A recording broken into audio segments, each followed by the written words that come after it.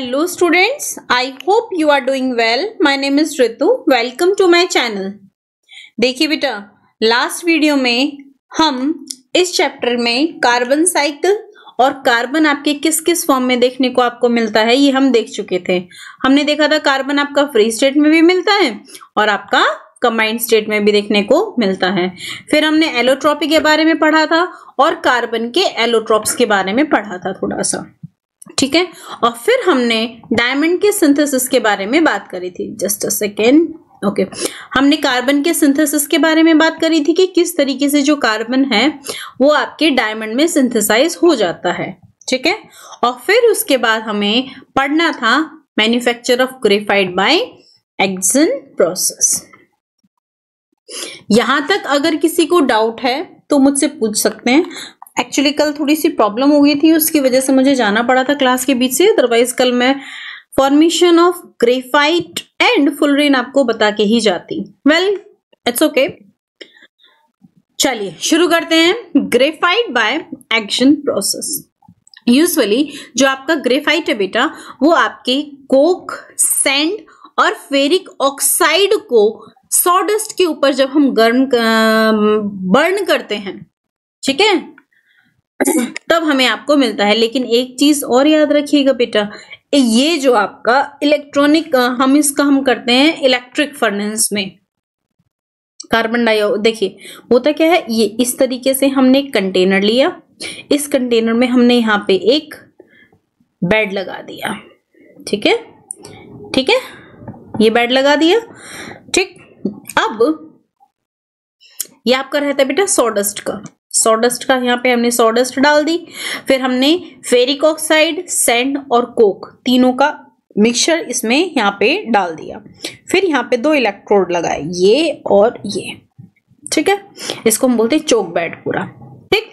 अब हमने ये इलेक्ट्रोड लगाए और इसमें इलेक्ट्रिक करंट जो है वो सप्लाई करी। जैसे ही हम इसमें इलेक्ट्रिक करंट सप्लाई करते हैं, ड्यू टू रेजिस्टेंस इसका धीरे धीरे टेम्परेचर बढ़ता है तो इसका जैसे ही टेम्परेचर 3500 डिग्री पहुंचता है तो जो ये सिलिकॉन ये है ना आपका सिलिकॉन कार्बाइड, ये तो आपका इवेपोरेट हो जाता है, निकल जाता है इसमें।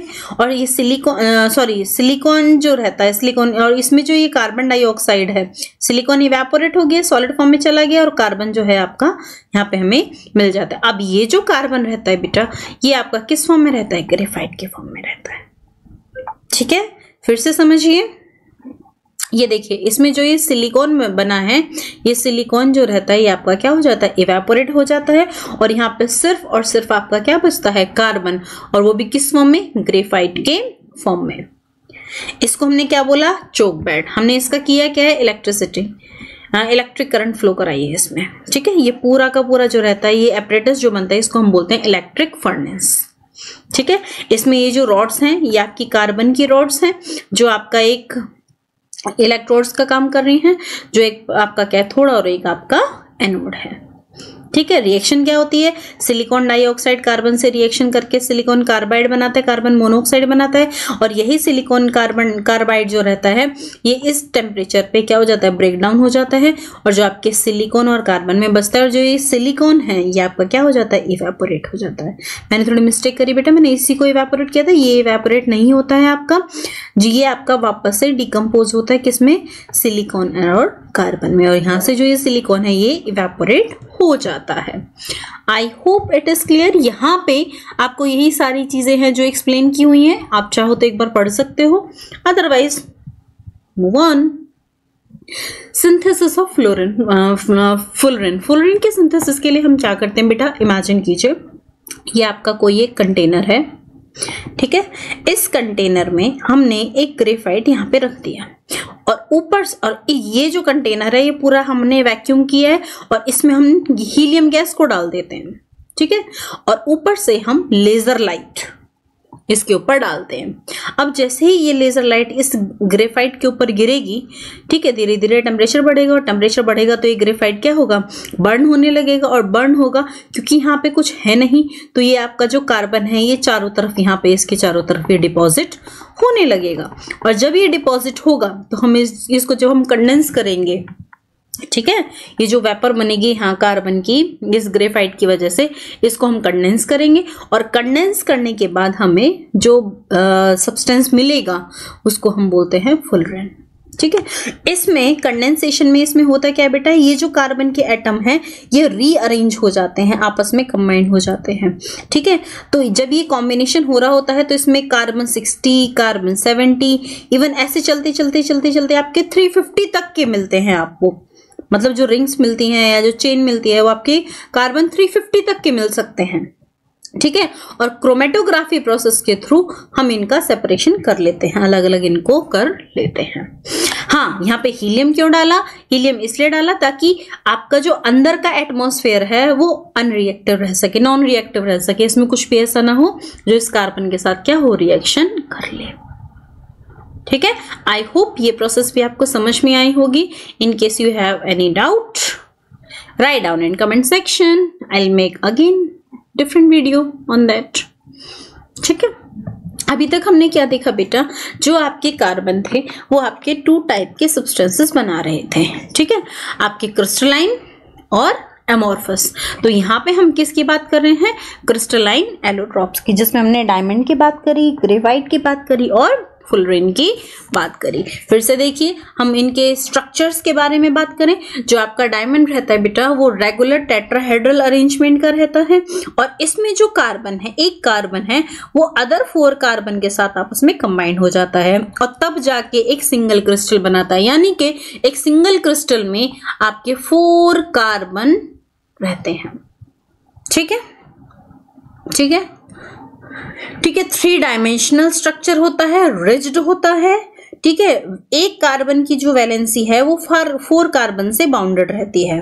ठीक है, टेट्राहेड्रल स्ट्रक्चर होता है। टेट्राहेड्रल मतलब जैसे कैसे बताएं, पिरामिड देखा है आपने बेटा, बिल्कुल एग्जैक्टली इसी तरीके से टेट्राहेड्रल स्ट्रक्चर रहता है। ठीक है, और 3 डायमेंशनल स्ट्रक्चर आपका ये बनता है। ठीक है, चलिए शुरू करते हैं ग्रेफाइट के बारे में। ग्रेफाइट की बात करें तो जो ग्रेफाइट रहता है उसमें जो एक कार्बन रहता है वो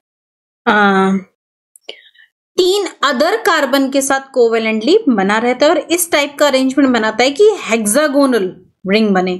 ये जो स्ट्रक्चर बनता है ना, ये देखिए, ये हेक्सागोनल रिंग बन रही है। ठीक है, और इसका जो एक सिंगल क्रिस्टल रहता है वो दूसरे क्रिस्टल के बिल्कुल पैरेलल होता है। ठीक है, जिसके बीच में एक वीक पैरेलल एरिया क्रिएट होता है जिसके ऊपर एक दूसरे से स्लाइड कर सकते हैं। ठीक है, each carbon is bounded to 3 carbon atom only having living behind the free valency. जो इसकी एक कार्बन की जो एक वैलेंसी है ना बेटा, जैसे इस वाले कार्बन की बात करो, ये वाला जो कार्बन है, तो देखो 1, 2 एंड 3 तो कंप्लीट हो गई, लेकिन 4th वैलेंसी ये तो फ्री है। यही रीजन है जिसकी वजह से जो आपका ग्रेफाइट है वो इलेक्ट्रिक करंट का गुड कंडक्टर होता है।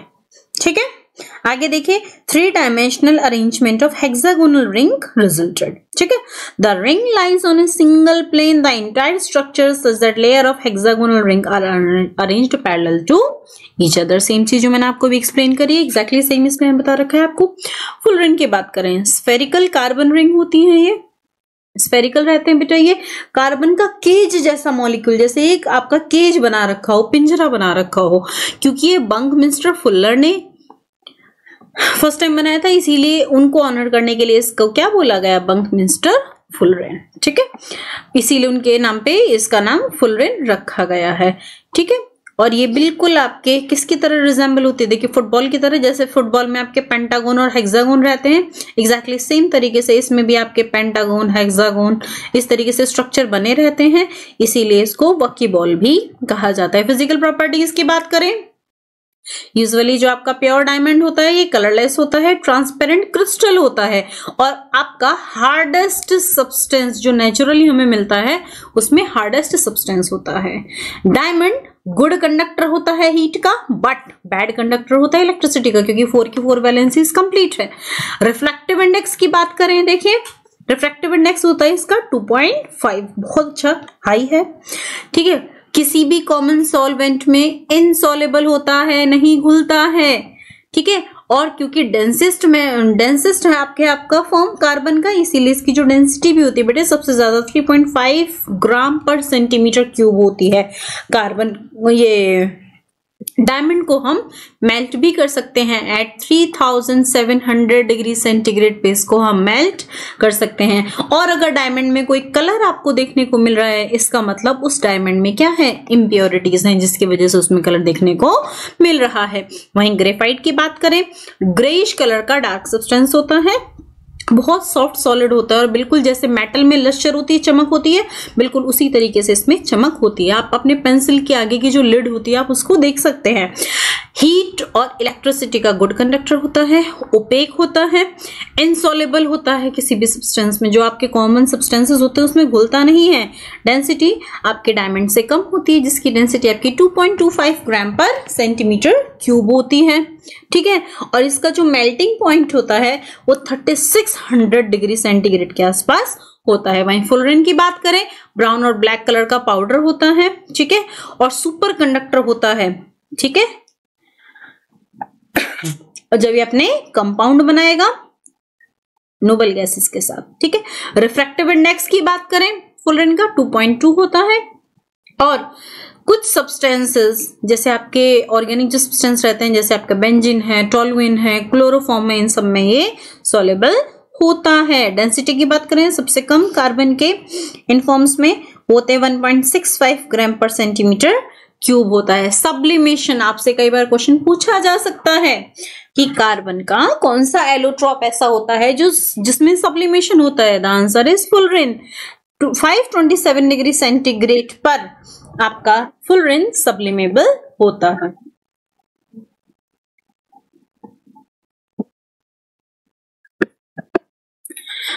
केमिकल प्रॉपर्टीज की बात करते हैं। चलिए, डायमंड की बात करें, यूजुअली डायमंड फर्स्ट आ रहा है आपका ऑक्सीजन के साथ रिएक्शन, ऑब्वियसली कार्बन के फॉर्म है, बर्न भी होंगे। ऑक्सीजन के प्रेजेंस में कार्बन डाइऑक्साइड देंगे, कितने डिग्री सेंटीग्रेड पर, 800 डिग्री सेंटीग्रेड पर, और 900 डिग्री सेंटीग्रेड कर देना बेटा तो ये जलने लगेगा डायमंड आपका। ठीक है, सोडियम कार्बोनेट, क्योंकि कार्बन क्या है, कार्बन के फॉर्म है, तो जो आपके सोडियम कार्बोनेट हैं उनके साथ रिएक्शन करके कार्बन मोनोऑक्साइड एंड सोडियम के ऑक्साइड्स देंगे। वहीं ग्रेफाइट की बात करें, एग्जैक्टली सेम तरीके से प्योर फॉर्म जो रहता है ग्रेफाइट का, उसको अगर हम गर्म करें 700 डिग्री सेंटीग्रेड पर ये बर्न होने लगेगा और कार्बन डाइऑक्साइड और कार्बन मोनोऑक्साइड फॉर्म करेगा depending on the amount of oxygen. ठीक है, एग्जैक्टली सेम तरीके से ग्रेफाइट बर्न तो नहीं होता है प्रॉपरली एयर में, ठीक है, प्रॉपरली बर्न नहीं होता है, लेकिन हाँ जब आप इसको हीट अप करेंगे सोडियम कार्बोनेट के साथ और ग्रेफाइट के साथ, ये क्या करेगा, sodium oxide and carbon monoxide form करेगा। यूजेस ऑफ डायमंड आप बहुत अच्छे तरीके से जानते हैं बेटा, पहले भी आपने पढ़े हैं। ज्वेलरी, क्योंकि ये स्पार्कल करता है इसीलिए ज्वेलरीज में, ग्लास की कटिंग में, बोरिंग ड्रिल्स वगैरह जो करते हैं उसमें भी यूज किया जाता है।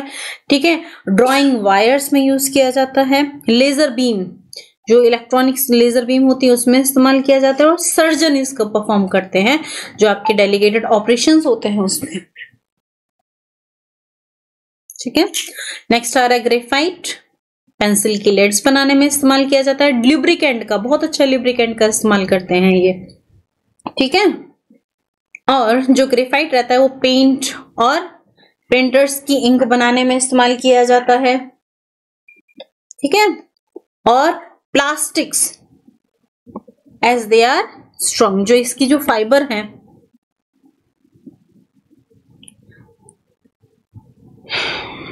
स्ट्रॉन्ग रहती हैं, प्लास्टिक में भी इसका इस्तेमाल किया जाता है। ठीक है, और भी है इसके मॉडरेटर में इसका इस्तेमाल, जो न्यूक्लियर रिएक्टर्स होते हैं उसमें जो कार्बन रॉड होती हैं बेसिकली वो ग्रेफाइट की रॉड्स होती हैं। ठीक है, स्पेसक्राफ्ट के पार्ट्स हैं, डिश एंटीना है, ठीक है, टेनिस के रैकेट्स हैं, इन सब में भी इसका इस्तेमाल किया जाता है।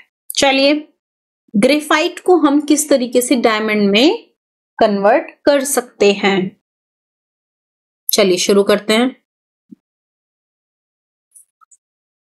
ग्रेफाइट डायमंड के ऊपर ग्रेफाइट को डायमंड में कन्वर्ट करने के लिए बेटा हमें जो एटमॉस्फेरिक, जो सी लेवल पे एटमॉस्फेरिक प्रेशर लग रहा होता है ना, उससे 1 लाख टाइम ज्यादा एटमॉस्फेरिक प्रेशर उसके ऊपर अप्लाई करना पड़ेगा, और जिससे उसका टेम्परेचर जो रहेगा और अबाउट ये इस टेम्परेचर पे 3700 डिग्री सेंटीग्रेड पर करना पड़ेगा, तब जाके आपके जो ये कार्बन के एटम्स हैं ग्रेफाइट के, ये आपस में रीअरेंज होंगे और ये जो ग्रेफाइट है ये डायमंड में कन्वर्ट हो जाएगा।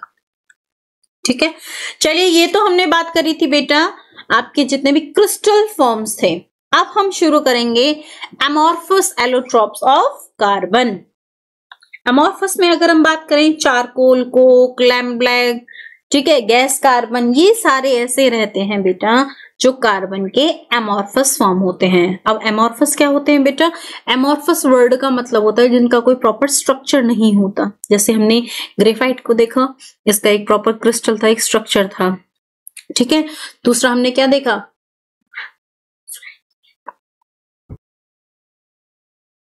डायमंड देखा, उसका एक प्रॉपर स्ट्रक्चर था। ठीक है, और हमने क्या देखा? फुलरिन देखा, उसका एक प्रॉपर स्ट्रक्चर था। ठीक है, वही एमॉर्फस फॉर्म क्या है यहाँ पे देखिए, चारकोल, कोक, लैम्प ब्लैक, ये सब क्या है? आपके एमॉर्फस फॉर्म है। चलिए, फर्स्ट आ रहा है आपका चारकोल। चारकोल क्या होता है? ये one of the most man made amorphous form है कार्बन का। ठीक है, ये एज अ फ्यूल इस्तेमाल किया जाता है। ठीक है, कहां से लिया गया है चारकोल, आपका कहां से आया है, ये बड़ा इंपॉर्टेंट है, इसके बेसिस पे इसके यूज है। ठीक है, फर्स्ट आ रहा है आपका वुड चारकोल। वुड चारकोल क्या होता है? ये देखिए, हमने क्या किया बेटा, ये एक कंटेनर, ये इस तरीके का एक अरेंजमेंट बनाया, नीचे बर्नर है, ये टेस्ट ट्यूब है, इसमें वुड का पाउडर, ये आप सॉडस्ट कह लीजिए, वुड की शेविंग्स कह लीजिए, ये सारे इसमें रखे, और ये एक पाइप के थ्रू, एक ट्यूब के थ्रू हमने इसको इसमें डाल दिया। ये आपका क्या है? कोल्ड वाटर है। ठीक, और यहाँ पे हमने एक पाइप निकाल दिया। अब हमने क्या किया बेटा, एयर की एब्सेंस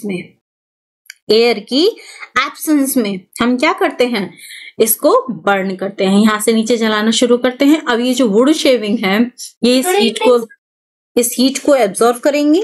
ठीक है, और धीरे धीरे यहाँ से गैस निकलना शुरू हो गया, और ये जो गैस जैसे यहाँ पे आके कंडेंस होगी, जब नीचे क्या होगा, ये नीचे ड्रॉप बाय ड्रॉप गिरने लगेगी। अब इसमें नीचे नीचे जो एक ब्लैकिश सब्सटेंस बनेगा, ये आपका कोल टार है। ठीक है, और ये आपका पायरोलिग्नस एसिड है, और ये कोल्ड वाटर में आपका, अब यहाँ पे क्या होगा बेटा, ये जो लिक्विड था ये सब तो इधर आ गया, लेकिन जो यहाँ से गैस इवॉल्व होगी वो इधर से जाके इधर से इस पाइप के थ्रू जाने लगेगा। और जब हम इस गैस को बर्न करते हैं तो ये क्या होता है बेटा, जब हम इस गैस को बर्न करते हैं तो ये ब्लू कलर की फ्लेम के साथ जलने लगती है, और इस यहाँ से जो ये गैस आ रही है ना बेटा, इस गैस को हम कहते हैं वुड गैस। ठीक है, आई होप यहाँ तक थोड़ी बहुत चीजें समझ में आई होंगी। एक बार आप फिर से ट्राई करोगे तो समझ में आएगा। और जब ये प्रोसेस पूरी हो जाती है बेटा, तो ये जो वुड शेविंग है ये आपकी किस में कन्वर्ट हो जाती है? चार। ठीक है, ये किस में कन्वर्ट हो जाती है? चार को। आई होप यहाँ तक आपको चीजें समझ में आई होंगी। चलिए नेक्स्ट हम शुरू करेंगे बोन चारकोल। जस्ट इस टाइप की जो प्रोसेस होती है हम उसको डिस्ट्रक्टिव डिस्टिलेशन कहते हैं। ठीक है, ये देखिए यहाँ पे लिखा हुआ भी है, डिस्ट्रक्टिव डिस्टिलेशन ऑफ वुड। तो इसे में क्या क्या मिलता है बेटा? वुड चारकोल मिलता है, वुड टार मिलता है, पायरोलिग्नस एसिड मिलता है, और वुड गैस मिलती है। ठीक है, चलिए नेक्स्ट आ रहा है आपका बोन चारकोल। बोन चारकोल क्या होता है? जब इसी तरीके से इसको हम बोन ऐश, एनिमल चारकोल या फिर आइवरी ब्लैक भी कहते हैं। क्यों? क्योंकि जो आपकी एनिमल्स की बोन्स होती हैं बेटा, उसमें ऑर्गेनिक मैटर होने के साथ साथ कैल्शियम फॉस्फेट रहता है, और जब हम इन बोन्स को फाइन पाउडर में कन्वर्ट करके इनको हम डिस्ट्रक्टिव डिस्टिलेशन करते हैं, तो इस टाइप से जो रेसिड्यू बनता है यहाँ पे, जैसे यहाँ पे बोन से ये क्या बन रहा था, यहाँ पे चारकोल बन रहा था। ठीक है, वुड चारकोल बन रहा था, इसी तरीके से बोन अगर हमने यहाँ रख ली तो ये क्या बन जाएगा? बोन चार। नेक्स्ट आया शुगर चारकोल, एग्जैक्टली सेम तरीके से। अभी जो आपका प्योरेस्ट फॉर्म रहता है एलोट्रॉप का, वो होता है आप कार्बन का, ये रहता है आपका शुगर चारकोल। और ये कैसे डिस्ट्रक्टिव डिस्टिलेशन करेंगे हम किसका, शुगर का, ठीक है। और देखिए एक चीज और याद रखिए कि जो इसमें जो शुगर का जो क्रिस्टल है वो वाटर को लूज करेगा और जो प्योर कार्बन में ये कन्वर्ट हो जाएगा। ये प्रोसेस हम सल्फ्यूरिक एसिड की हेल्प से भी कर सकते हैं, ठीक है। सल्फ्यूरिक एसिड क्या होता है बेटा, वाटर को एक्सट्रैक्ट करने का काम कर रहा होता है, ठीक है, डिहाइड्रेशन करने का भी काम कर रहा होता है। ये आप लैब में अपने टीचर की हेल्प से बोलिएगा, वो आपको करके दिखाएंगे, ठीक। नेक्स्ट आ रही है physical properties of charcoal. Charcoal की फिजिकल प्रॉपर्टीज की बात करें बेटा, पोरस ब्लैक कलर का सॉलिड होता है, इसका सरफेस एरिया बहुत ज्यादा होता है। जैसे आपने स्पंज देखा है, स्पंज में जैसे बीच बीच में होल्स होते हैं, एग्जैक्टली सेम इसमें भी होल्स होंगे, और होल्स होंगे तो इसका सरफेस एरिया बेटा ऑटोमेटिक बढ़ जाएगा, ठीक है। और इसकी जो कैपेसिटी होती है, इसकी एबिलिटी होती है, वो स्पेसिफिक डिफरेंट टाइप के जो सब्सटेंसेस होते हैं, जैसे कलर्ड इम्प्योरिटीज हुआ, पॉइजनस सब्सटेंसेस हुआ, इन सबको एब्सॉर्ब कर सकता है, ठीक है। केमिकल प्रॉपर्टीज की बात करें, जो इस कार्बन की हमने पढ़ी है ना बेटा, एग्जैक्टली सेम हम जो इसकी भी कोक की भी पढ़ेंगे। जैसे ऑक्सीजन से रिएक्शन करेगा तो कार्बन डाइऑक्साइड और कार्बन मोनोऑक्साइड बनाएगा। अगर ऑक्सीजन एक्सेस में है तो कार्बन डाइऑक्साइड, ऑक्सीजन डिफिशिएंट है, कम है, तो कार्बन मोनोऑक्साइड बनाएगा। सल्फर से रिएक्शन करेगा तो आपका कार्बन डाइसल्फाइड बनाएगा। हाइड्रोजन से रिएक्शन करेगा तो मीथेन बनाएगा, ठीक है।